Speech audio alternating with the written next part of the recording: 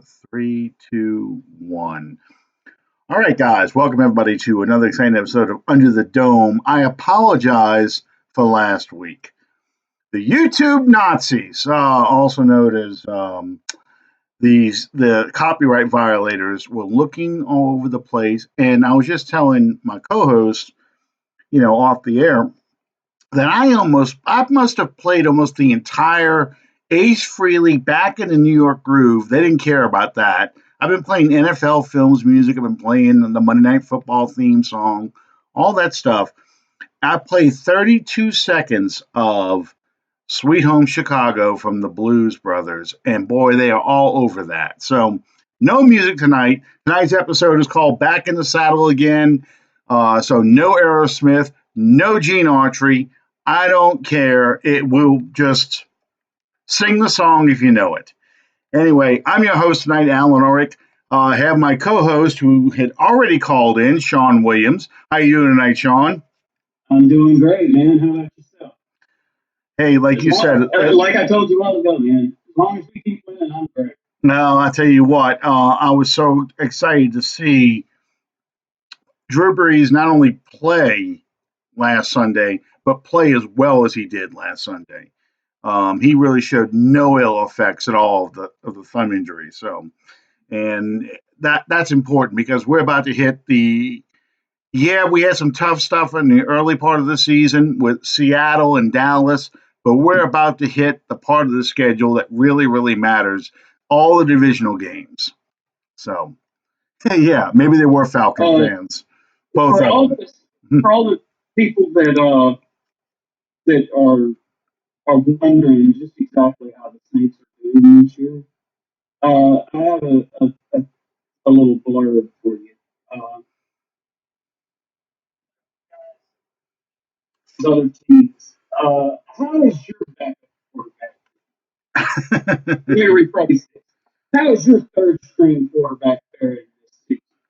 Well, for the New Orleans Saints, our third string quarterback has more receiving touchdowns than Tyler Boyd, Odell Beckham Jr., Travis Kelce, George Kittle, Alvin Kamara, Brandon Cooks, Le'Veon Bell, Zach Ertz, DJ Moore, Tariq Cohen, Robbie Anderson, Randall Cobb, and Dede West. Now that's our third string quarterback. How is your third string quarterback? And he trucks defensive backs for fun. Yeah. Yeah, and who was that? Bubba Baker. He that Buda Baker. That's it, Buda Baker. Yeah, he dropped that shoulder on him, and it was like, how did Hokie used to say it? A Ford meeting a rooster. Yeah. It was something. I shared that on my Facebook page. It's on an Instagram video. It's the caption says, "Damn, Taysom, you didn't have to do the man dirty like that." But The Hokie guy John was one of my favorite players. I played the same position that he played. Sean, you dropped that on me. Hang on.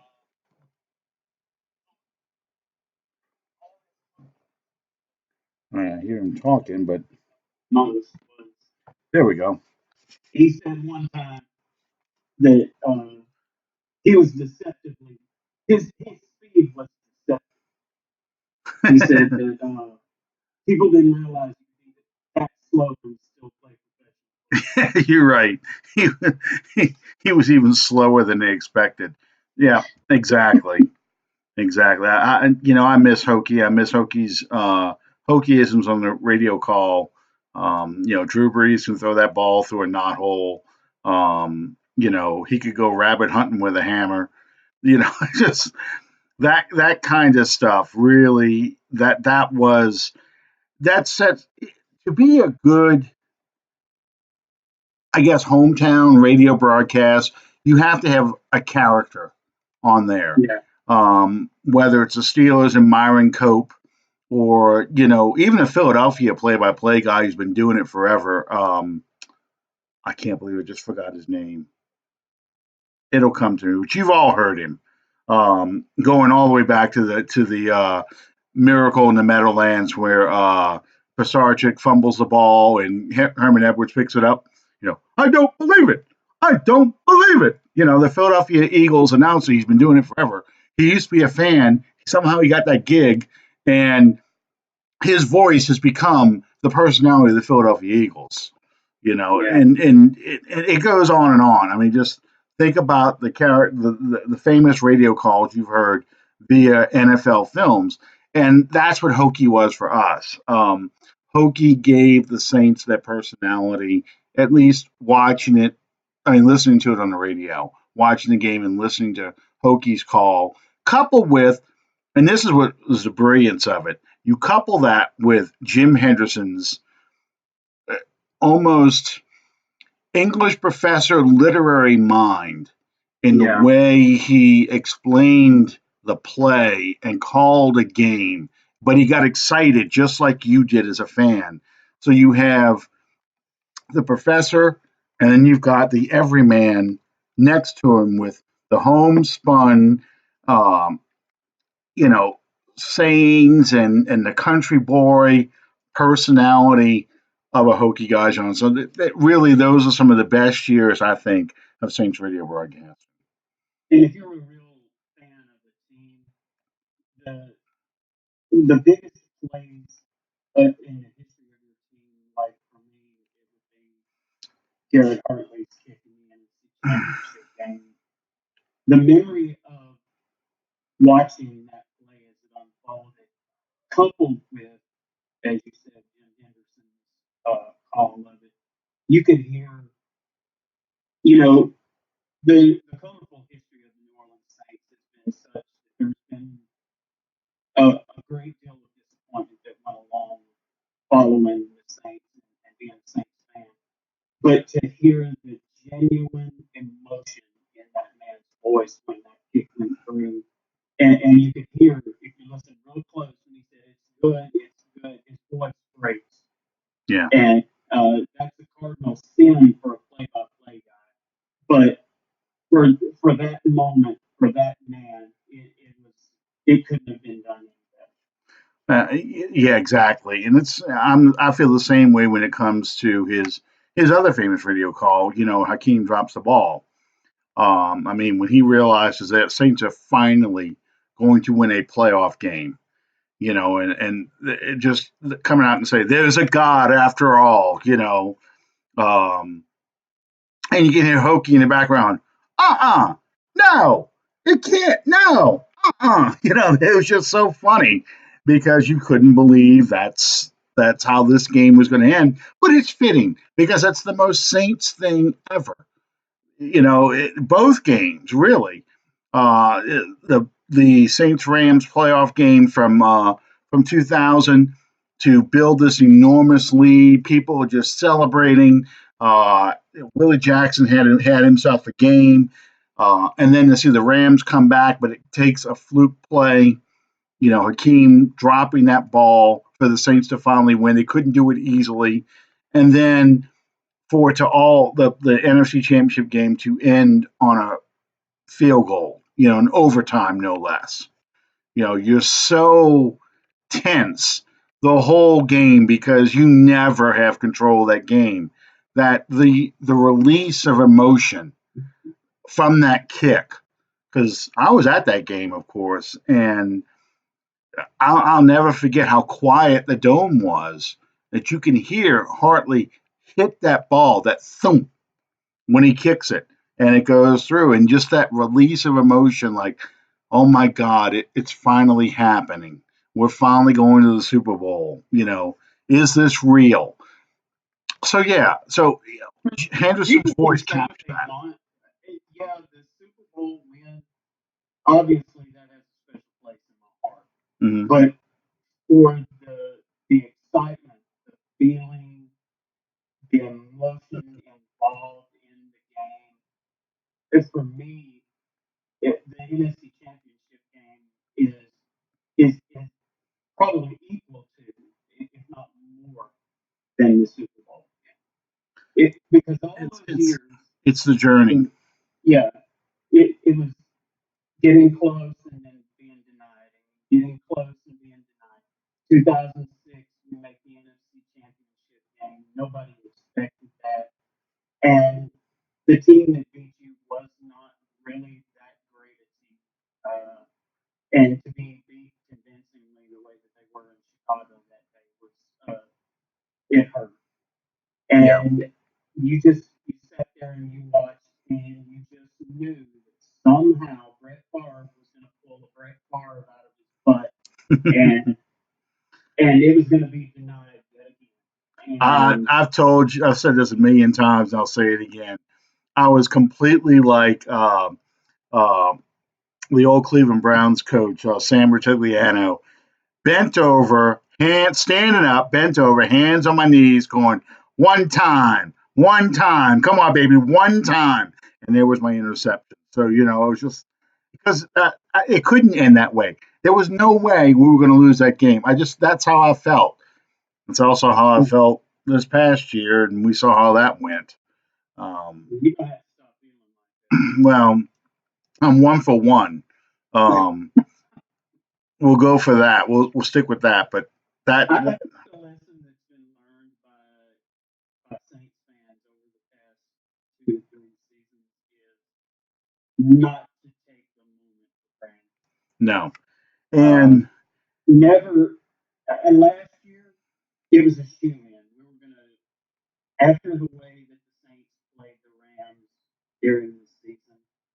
Uh, it was just it was a given that we were gonna win.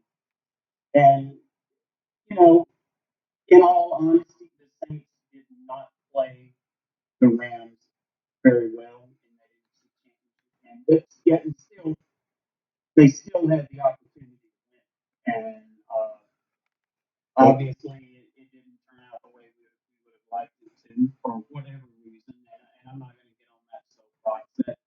That's beating a dead horse. You yeah. got to put that behind you and continue to move forward, which is what we're doing right now. Well, and that's funny because the way you said that, that's a perfect segue into what I want to talk about today. The defense. They kept telling us all last year, stop bitching about the no call.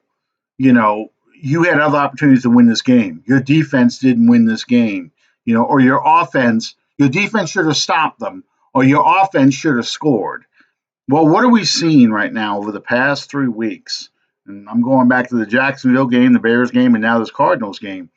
We're seeing a defense playing to the level of that we've never seen under Sean Payton, but to the level of the legendary Dome Patrol days, at least against the run, and shutting teams down in the passing game. So even if the offense, and we saw this during the time where Teddy Bridgewater was there, even if the offense is not putting points on the board, we're leaving points on the field, which we did do again this Sunday. But the defense is going to make sure that whatever the offense is able to do, that's going to be enough. And that's what we did not see in the NFC Championship game against the Rams. So, my question to you, Sean, is this the best defense you have seen under Sean Payton? It's hard. It's really hard to say that because you're judging half a season Mm-hmm. against whole seasons for other defenses. Like for example, the the first candidate that would come to mind would be that 2009, Yeah. which what it had going for it was the way that they seemed to create turnovers at will and turn them into points. Darren Sharper had what 3 or 4 big sixes during Yeah. that. He had 9 turnovers, and he scored, I think, on 3 of them. Yeah. Yeah, and that would be the most glaring difference to me. But there's there's still a lot to be said for the job that these guys are doing Mm-hmm. because the narrative with the New Orleans Saints for all these years has been they're only going to do what Drew Brees pushes them to do. Well, second game in, one series into that game, you lose for the next 5 games. Yep. So that narrative is out the window. So what's gonna happen?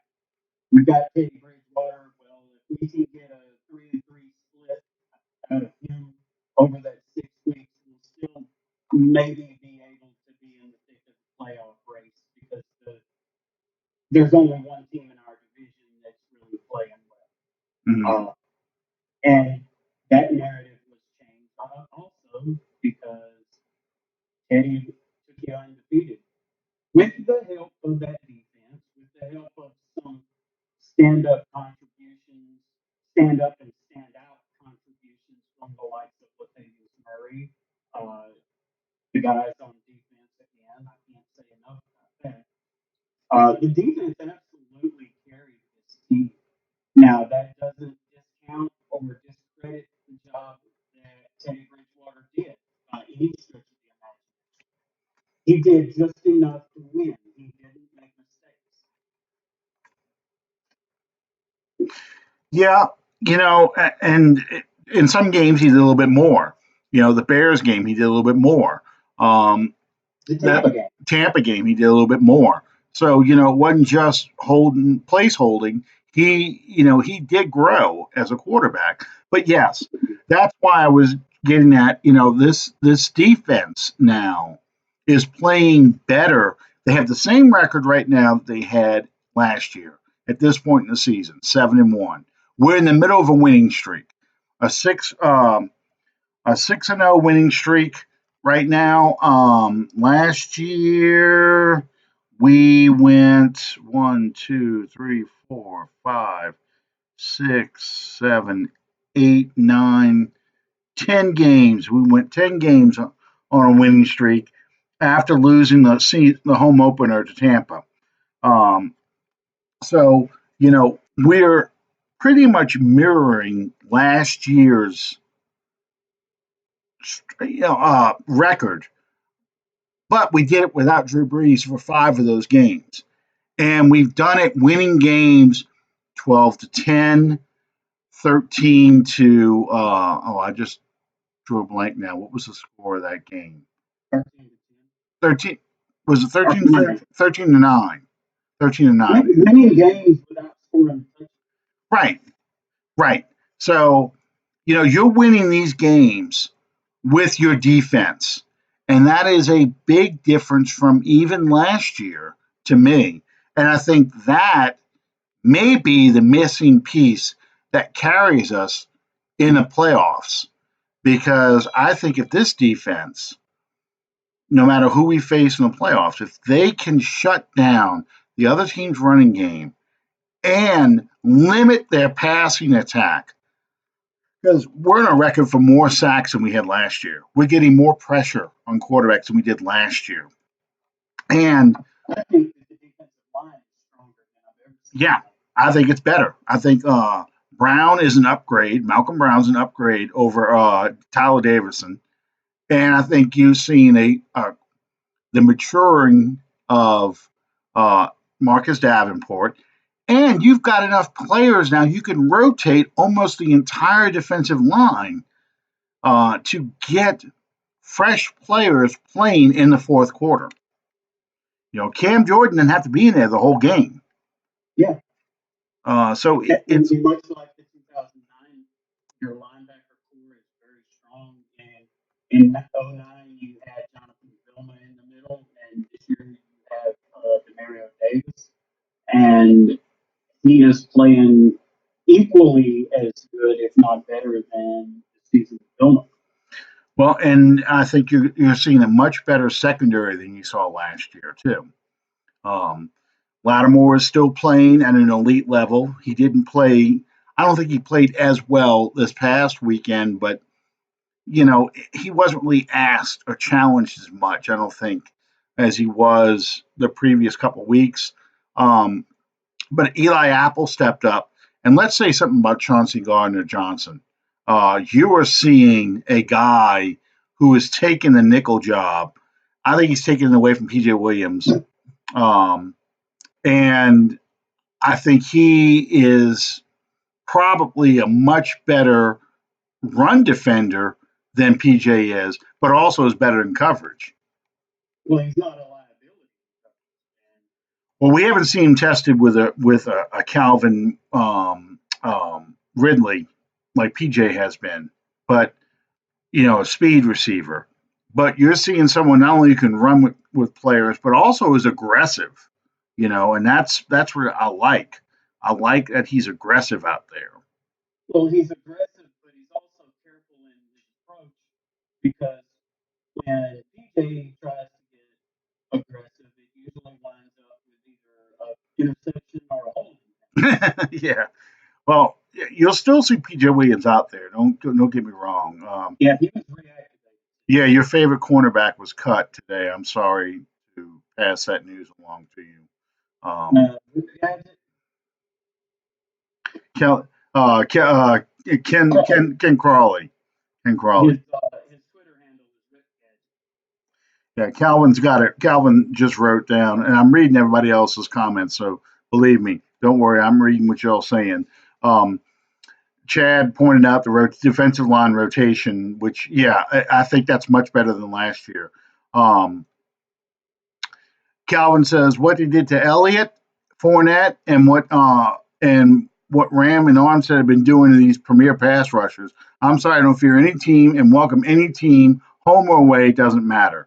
And he's right. And I'm going to talk about something else when we get into the second half of the schedule in a minute. But I don't fear anybody either. I think we can stand up to anybody's offense. I don't think there's a single offense that I'm going, how are we going to handle these guys? I don't fear anybody either, especially at home.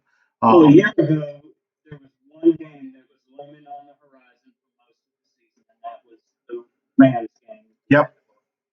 Well, this year, there's one game looming on the horizon, and it too is going to be played in Superdome, and that's the game with the 49ers. Yep.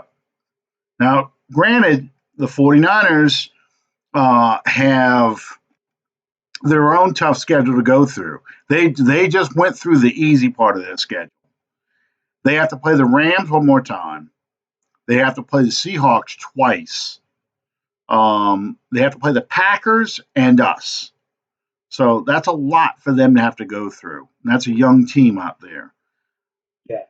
That being said, I see a lot of mirror images, especially on the defense, to our team. Their strength is in the defensive line. They've got some athletic linebackers who can do some stuff. They've got good corners, but it all starts up front. They like to stop the run. They like to run the football. I would like if when we play the 49ers, I think we can shut down their run and make Garoppolo have to beat us. And I like our pass rushers against their offensive line. Sure. And I think as long as we're talking about people that have stepped up and contributed in great ways to this win streak that we're on in the first half, you got to mention Latavius Murray. Yeah, absolutely. I have some figures here in weeks 1 through 4, and then weeks 5 through 8. 1 through 4, he had 17 carries. 5 through 8, he had 63.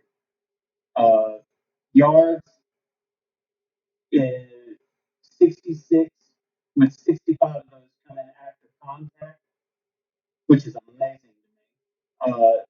To 293, with 222 of those yards coming after contact. He's in the first half of the season. He forced 3 missed tackles. In the last 4 weeks, he forced 13. And oddly enough, he has a higher rush grade in the first 4 games, 72.6 to 68.8. But he played a lot more. He had a lot more touches. Oh yeah. So, the past 2 weeks, we've run the entire running game through one player. Yeah. I know at the end of the game. I think that moving forward, you've seen what Murray can do. He's hitting his stride. You have to find a way to fit him into that role, for lack of a better way of putting it, that Mark Ingram role that Mm-hmm. he played with Kamara the past 2 years. Uh, he's, I never thought I'd say this, but if the last 2 weeks are any indication, you haven't really lost anything coming from Ingram to Murray if he can continue to Well, play at the level that he's played the past 2 and weeks. that's the big question. Okay, with 30 carries, we know we're going to get 100 yards out of you, a couple touchdowns. But can you do this with 15 carries? Can you do this with 17 carries? Because Kamara's got to get his touches too. And that's the question with Murray. We knew Ingram could do it. Ingram produced with 10 to 12 carries and say 5 receptions, so 17 touches, and he did fine. He made the most of those carries, the most with those touches. The key now, when Kamara comes back, is A, Sean Payton, please remember he's on the team and put Murray in there occasionally, giving Kamara a break. Don't run the whole offense through Kamara. But B, yeah, I know, Chad. I'm trying. Chad's saying he's having a hard time hearing you clearly, Sean. And I don't know what's going on. Your voice drops out and picks up again from the source. Um, Okay, well, I'll try to speak. okay, I don't know. Are you talking to a microphone or a speaker? No, just a normal setup. Okay, all right. Anyway, but with Kamara going to get his touches, that's the key. Is Murray going to be able to be just as productive, or is he going to need 20 plus carries to get to that level where he can, say Kamara and the offense build up a lead, then Murray's the closer and coming in and just pounding on people.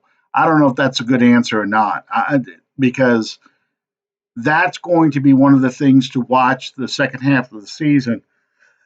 Because if we can do an inside and outside running game like we did with Ingram and Kamara, we're going to be unstoppable. We really will be.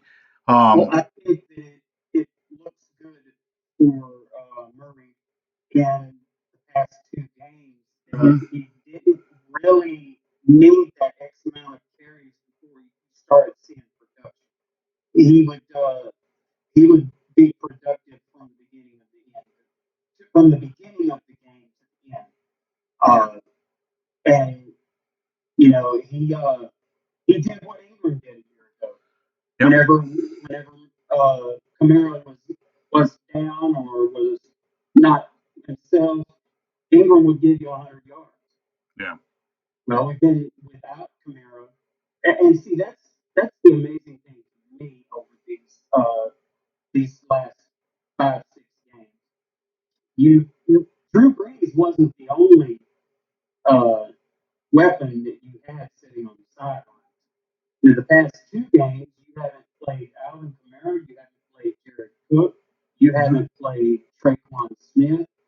Uh, you had all of these starters and key contributors on the sidelines, and you still found a way to win games. Yeah, you did. And that is, again, that's another reason why I think this team is better than the team last year that really should have been in the Super Bowl because you take an Ingram, or let's just say you take Kamara out of that game during that last year's season. You probably aren't going to win 5 games without, or 2 or 3 games without him. You take Brees out, you're probably not going to win 5 games with Teddy Bridgewater from last year. Um, because I don't think the defense was good enough to carry you so you could run a more limited ball control offense, which is what the Saints ran with Bridgewater. Um, as well as they ran the ball, I think if you start taking some of those players out of the 2018 team, you're not going to do as well as you're doing right now in 2019. So that is a huge step, and I think is going to be the thing that is going to take them back to the Super Bowl. Um, that's just we'll see what happens. we're getting ready to get to the meat of the schedule as far as divisional games. We play Atlanta. Obviously, they're a train wreck. They're a dumpster fire. The question is now whether or not Quinn is there to coach not only this first game, but is he still there at Thanksgiving time? But in the meantime, you also have a trip to Tampa, and then you host the Carolina Panthers, who I was more concerned about until San Francisco demolished them Sunday. Sure. And I watched a part of that game. Now, It was a if you watch the first half of that game, you saw pretty much the whole game because San Francisco did what they wanted. They ran the ball at will, and their defense was all over Kyle Allen. I mean, they were just all over him. So, whether or not Cam Newton is going to be playing in 2 weeks or 3 weeks, I don't know. But I don't fear Carolina. Yes, Christian McCaffrey is a hell of a weapon. He's dangerous as anything, but I think we can handle him. I really do. He's not going to beat you on his own. Well, he's not going to beat you because you've been sitting on the sideline a lot too. Yeah. We are showing that we can control the clock. The defense gets off the field on third downs like they're supposed to. And if you're going 3 and out, 3 and out, 3 and out, we're wearing that defense out with Murray and Kamara and Brees and Thomas, that and Taysom, because Calvin mentioned earlier, the only problem is who the hell is going to truly step up consistently behind Michael Thomas. Because we didn't make any moves before the trade deadline, I think it's going to be a collective effort. I think it's going to be some games to begin. Some games it might be Cook. Some games it might be Taysom Hill. Some games it might be Alvin Kamara.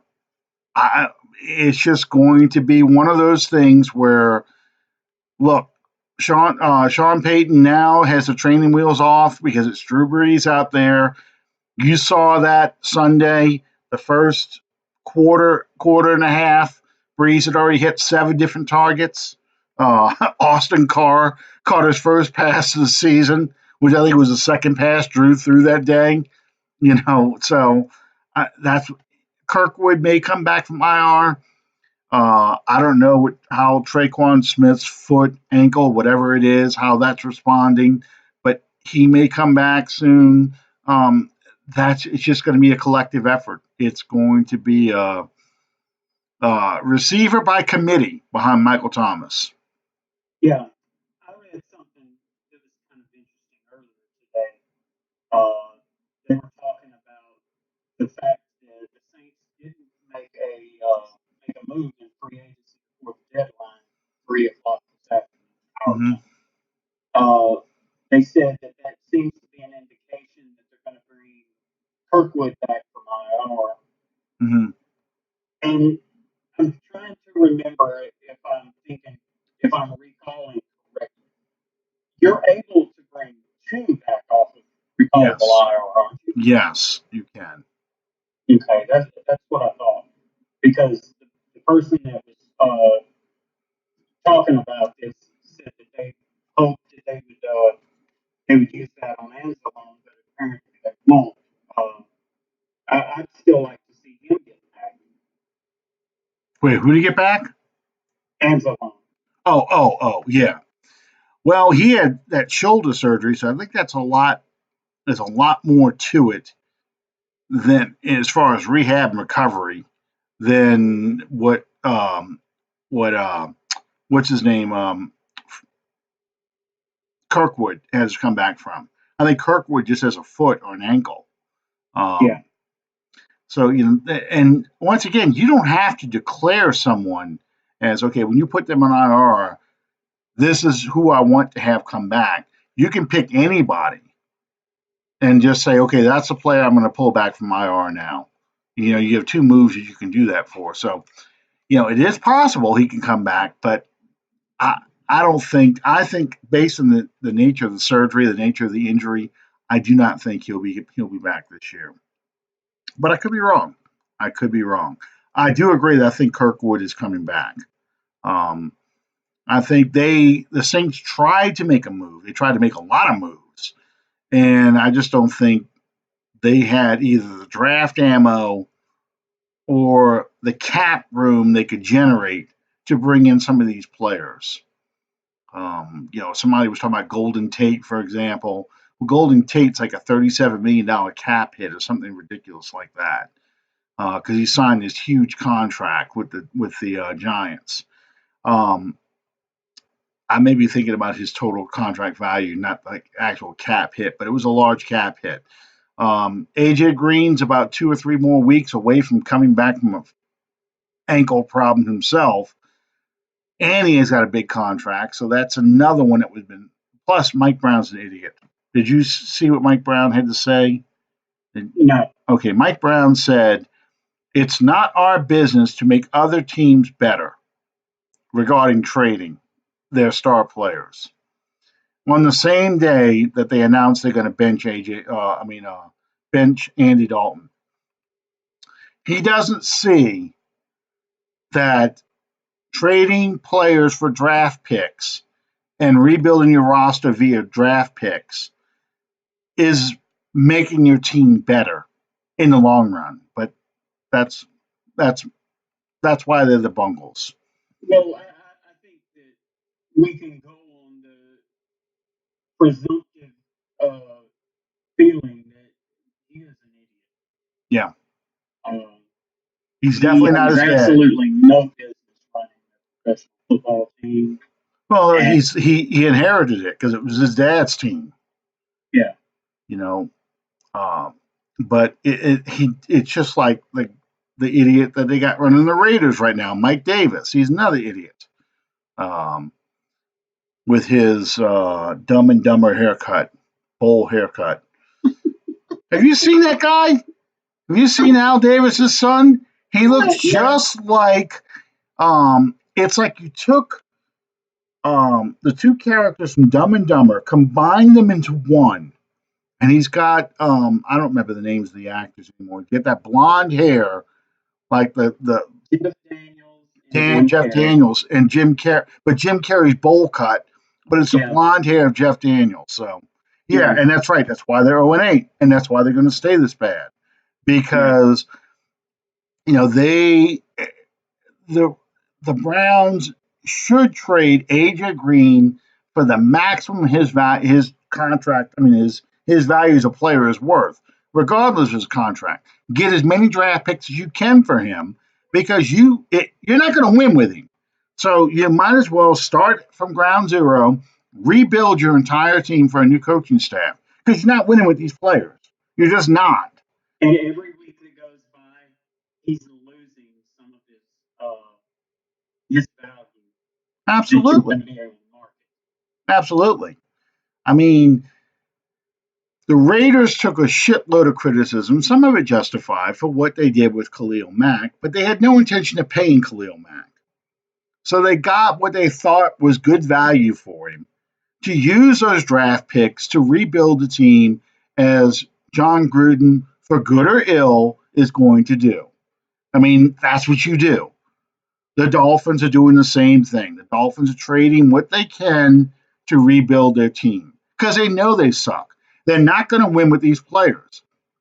So it sucks as a fan because you like this guy in the picture here next to me, but you got to sit and watch this shit for a year.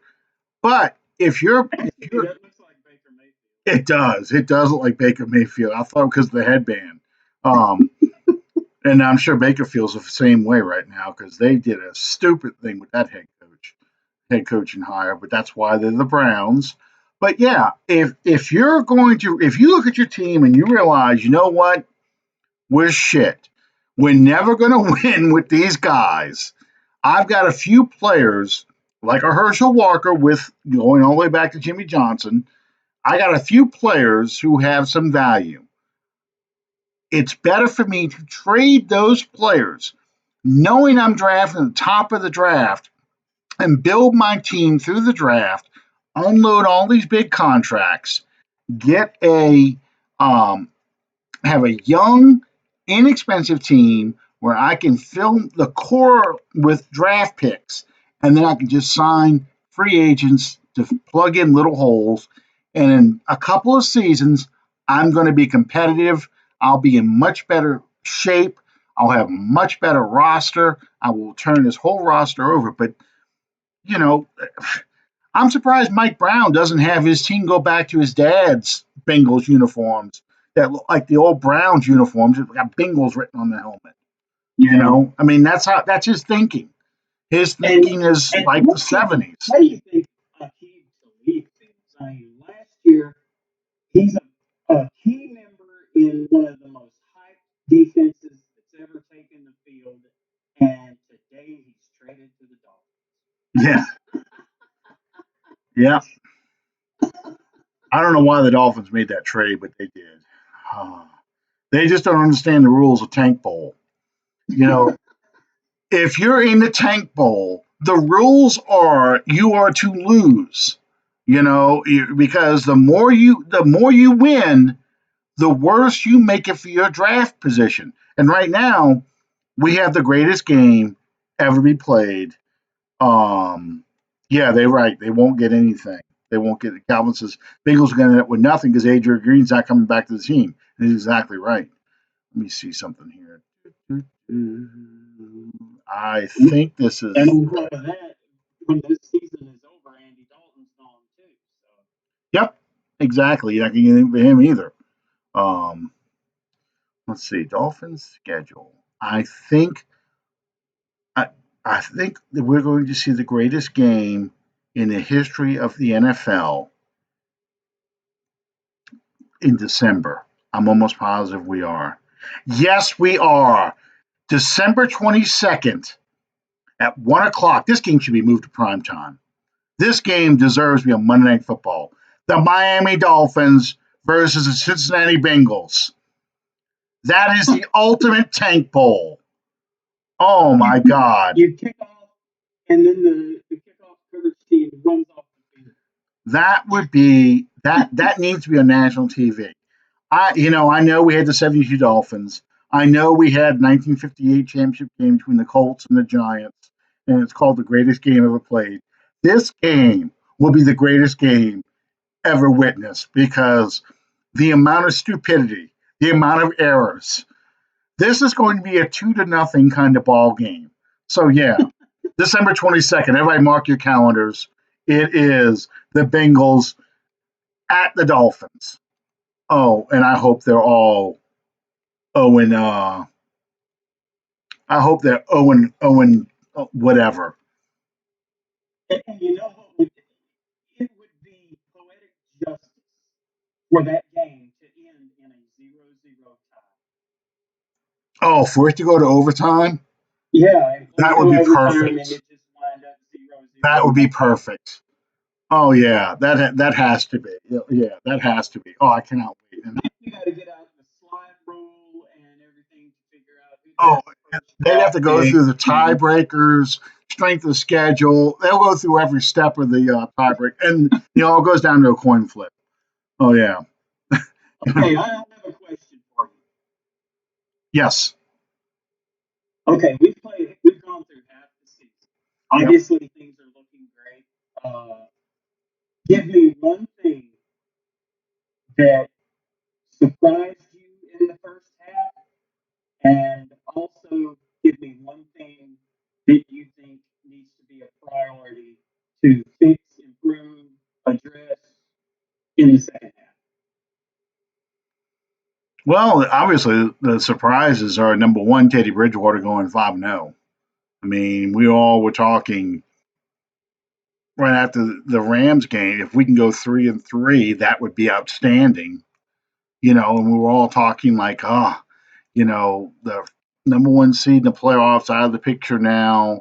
Which it's just about winning the division right now, and then let's see where we go from there. Home field advantage throughout the playoffs, all that was forgotten. So that is probably my biggest surprise to do what we did. And then I guess my second biggest surprise would be, how much better this defense is than last year. I was worried that And I said this at the beginning of when we did one of the shows early on, when we saw the schedule, I said, I don't know where the winning streak's going to come from. 2017, 2018, there were two winning streaks that pretty much determined our season. Both of them got us into the playoffs. Uh, you know, I didn't see where this one was going to happen, and lo and behold, we're in the middle of it. And judging by the rest of the schedule, I don't see why we can't win 10 in a row again. I think we have a good chance of winning.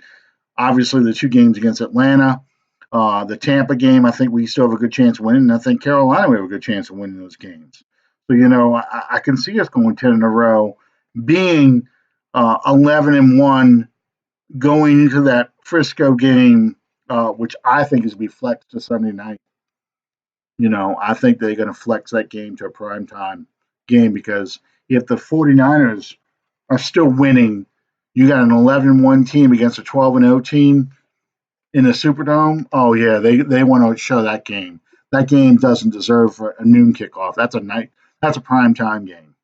And that's late enough in the schedule to be flexed. Yep, absolutely, absolutely.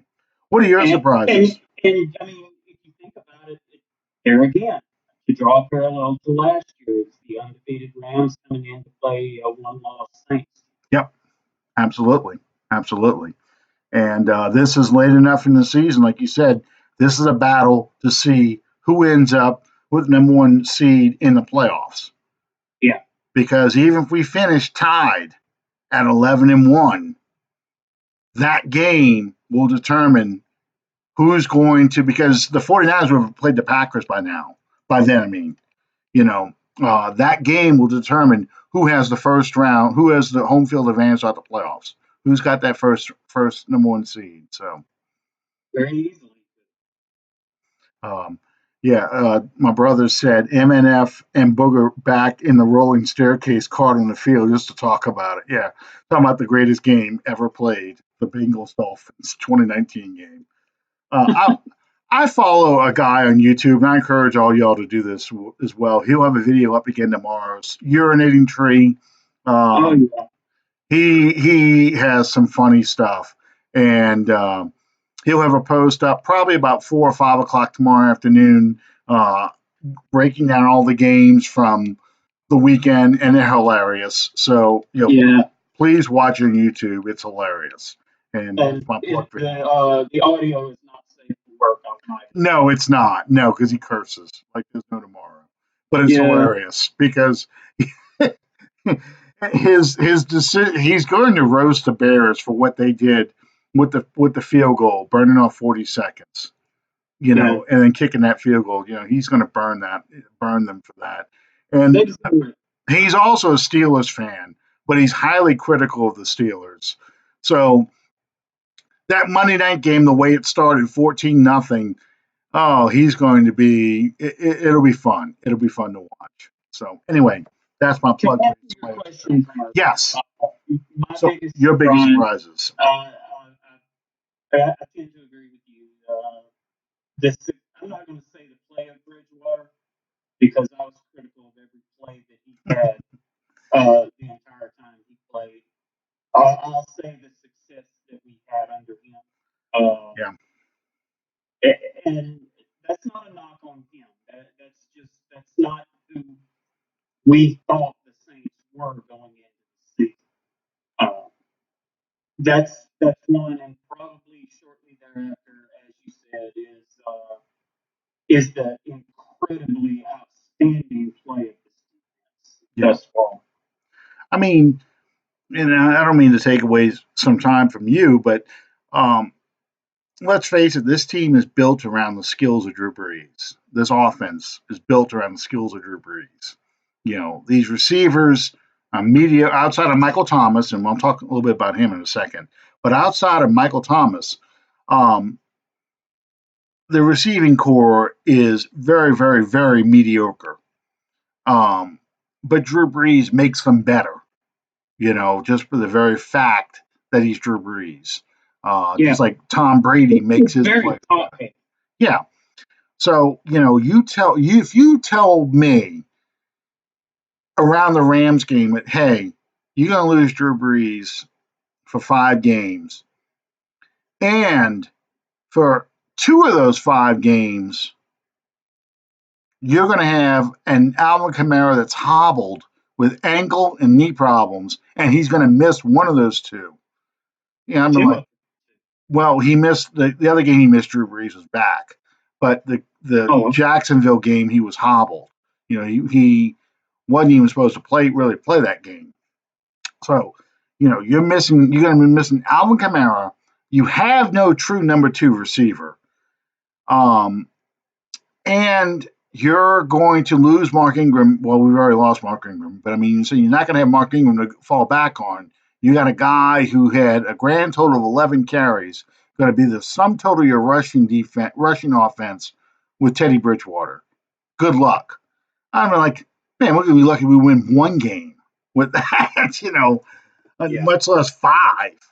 So yeah, all these things that's happened, it's a testament. Like some people have been arguing, it's a testament to Sean Payton should be Coach of the Year. Absolutely, without a doubt.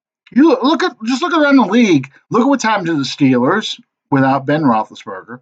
Look what's happened to they benched Mariota in Tennessee, but the Jets without Donald. You go through the list of the injured starting quarterbacks. The Chiefs without Patrick Mahomes. Those teams aren't winning. They're not winning. So, and we did. To address Calvin real quick, if Brees stays another year, does Bridgewater walk? We only have Teddy signed through this season. Is that right? Correct? Right.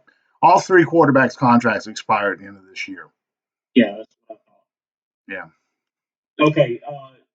To answer the second half of my question, what do I think that needs to be addressed or needs to be a priority? Well, let's look at it twofold. On offense, you have got to find a way to not only use but maximize both Murray and Kamara in the offense at the same time. Much the same. I hate to make the analogy, but much the same as the past 2 years you've used Ingram and Kamara. You're going to the best out of Kamara when he's running in tandem with someone. And Murray is hitting his stride. He's playing very well. Find a way to utilize both of them the way that you had so much success using Kamara and Ingram the past 2 seasons. That's one thing that I think they need to make a priority. And the second thing that I'll say, judging by the strength of our opponents, the San Francisco game notwithstanding, I think that you need to make it a priority that you stress do not let the New Orleans Saints be the team that beats the New Orleans Saints. Oh, yeah. Don't allow yourselves to be sucked in and continue the play that you exhibited so far this season. Stay playing strong. Stay playing smart. Don't allow yourselves to come out and play flat. Come out and play poorly. Come out and beat yourselves. Well, I think, judging by the way this team has been playing, I don't think we have to worry about that because I think they're almost laser drill focused on getting back to where they were January 20th of this year, getting back to the NFC Championship game, getting to that exact point in the game where the no call happened, and this time making the play and putting that team away. I think that's their single focus. I really do. That they want to get to that point where they can say, okay, we've done what we had to do. We stopped them. and we scored when we had the ball.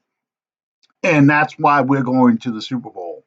And I think that's just the focus of that team. And every time someone starts to get out there a little bit and lose that focus, I think that the leaders in this team, the Cam Jordans, the Drew Brees, even the Michael Thomas and the Alvin Kamaras, will bring it back and say, "No, remember, we were 13-3, number one seed, home field advantage throughout the playoffs.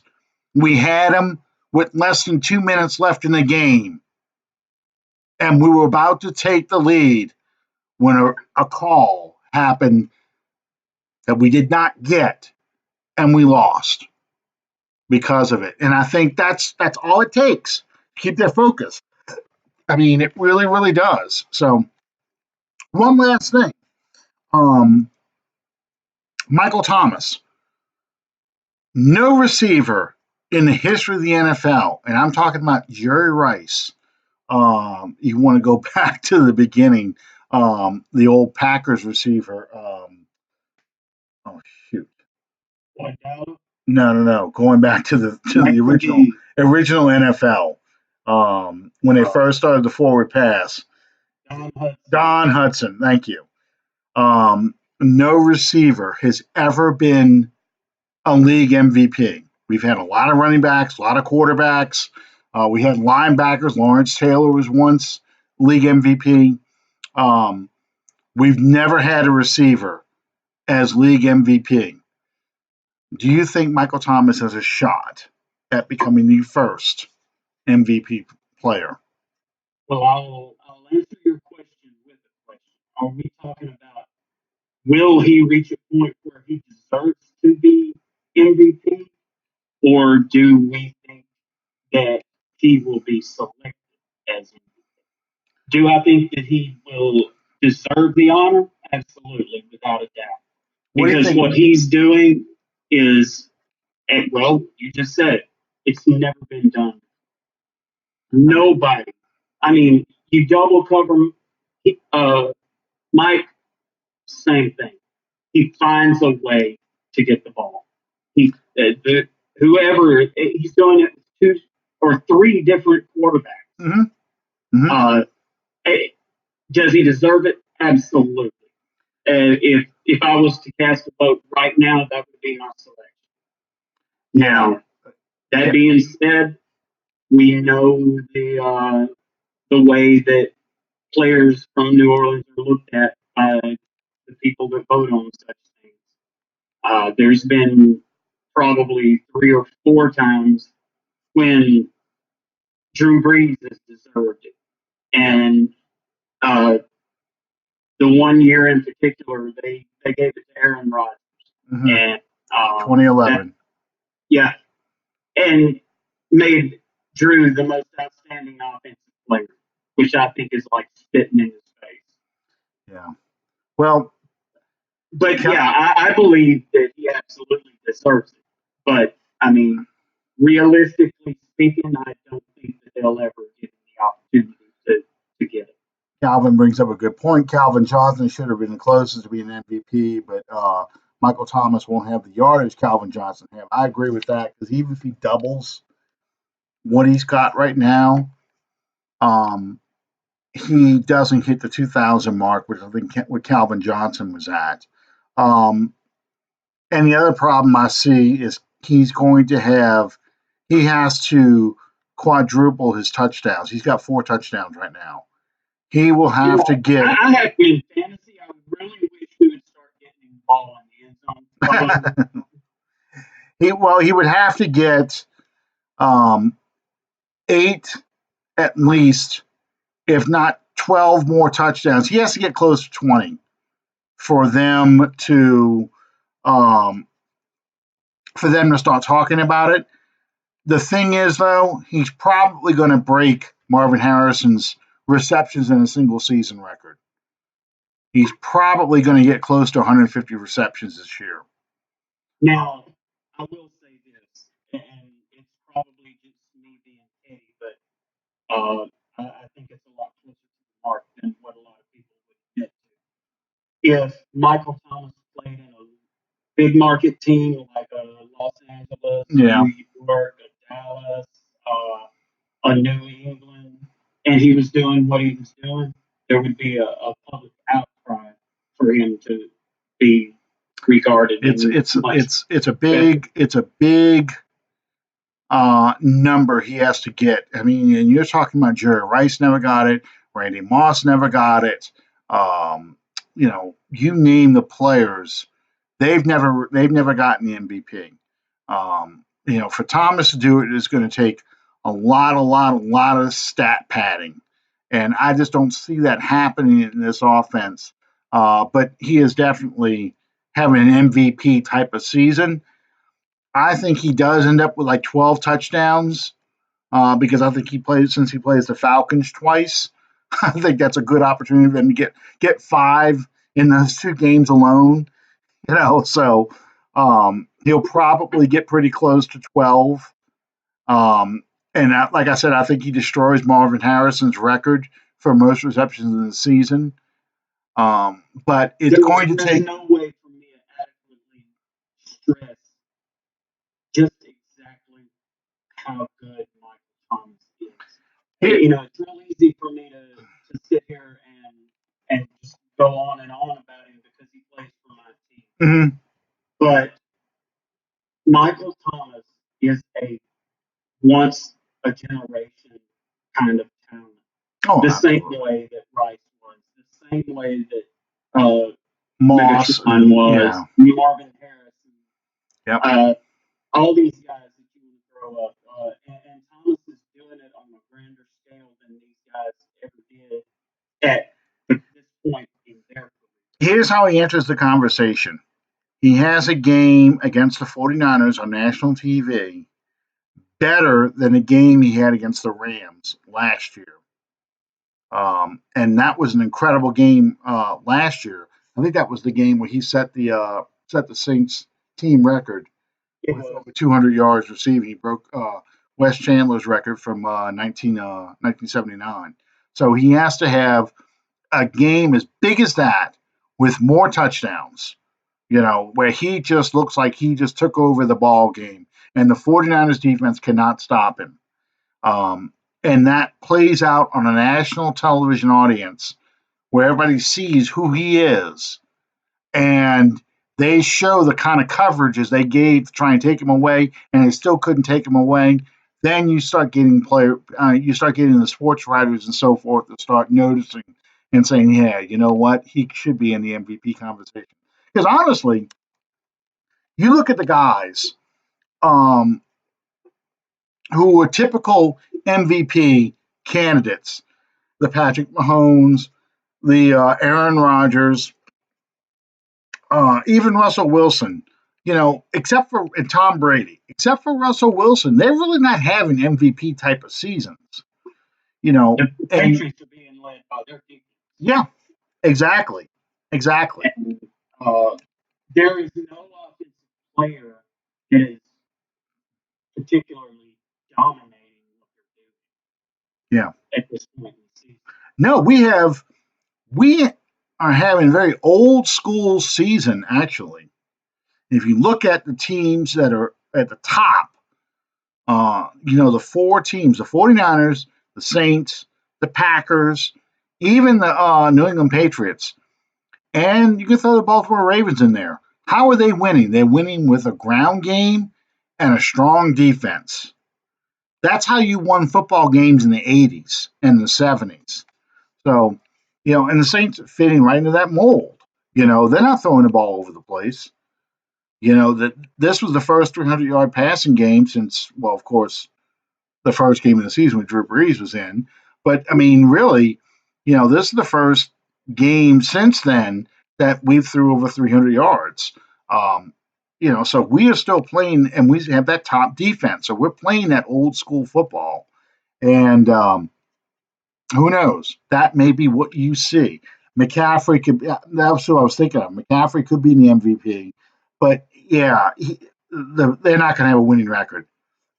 The Panthers are going to start to fall to earth because their defense can't stop the run. Yeah. The 49ers proved that. And I think Murray If and you have a Kamara. team that flies high early in the season and then they get taken to the woodshed shed like that. Yep. All that San Francisco did was offer every team that plays the Panthers from this point on a blueprint on how to beat it. Those guys were going through their defense, not even getting touched. Yeah. A couple of those runs, no one was anywhere near them. Those running backs were running free and clear right through the middle of the defense into the secondary, and then they're gone. So, yeah, and I think that's what's going to happen. That they're going to teams just going to start pounding the Panthers to the point they can't stop anybody. They can't get their defense off the field. So it doesn't matter who's quarterback. Yeah. But anyway, that's my theory. Next week's the bye. So what I'd like to talk about next week, and you can kind of think about this, Sean. I'd like to talk about, kind of grading the positions. Go quarterbacks, running backs, receivers, offensive line, defensive line, so forth. Each position and grading them, and talking about, what do you hope to see over the next 8 weeks of the season and Okay. longer. So that'll be the focus of next week. Sean, pay the bills real quick, and then we got to get out of here. All right. Thank you guys so much for joining us on Under the Dome. We love you guys. We want to hear from you. You can reach us on Facebook, on Twitter. You can follow us on Under the Dome Podcast on Facebook, at Under the Dome PO1 on Twitter. Alan is at 79 Saints, and I'm at Drew's Dad 3721 on Twitter.